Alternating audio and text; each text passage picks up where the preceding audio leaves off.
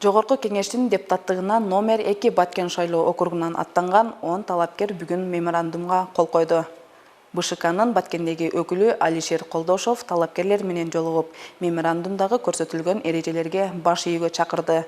Ошону менен катар талапкерлер бирин-бири сыйлоого жана өнөктүктүн талаптарын бузбоого ынтымакта иш алып барууга макулдашты. БШКнын Баткендеги өкүлү үгүт иши башталгандан бери арыз даттануулар түшпөгөнүн билдирет.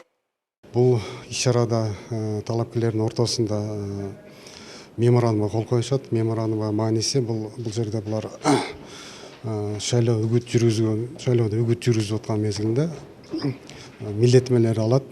Баягы үгүт иштерин бузбоо боюнча жана өзүнүн баягы эрежелери боюнча өткөрүү боюнча, анан конституциялык мыйзамдарды сактоо боюнча ошо өзүнчө милдеттенмелер алып аны кол коюшат булар. Үгүт иштери өзү 29 октябрь күнүнөн башталды. Бул күнгө чейин бир арыздар түшө элек, мыйзам бузуулар боюнча түшө элек.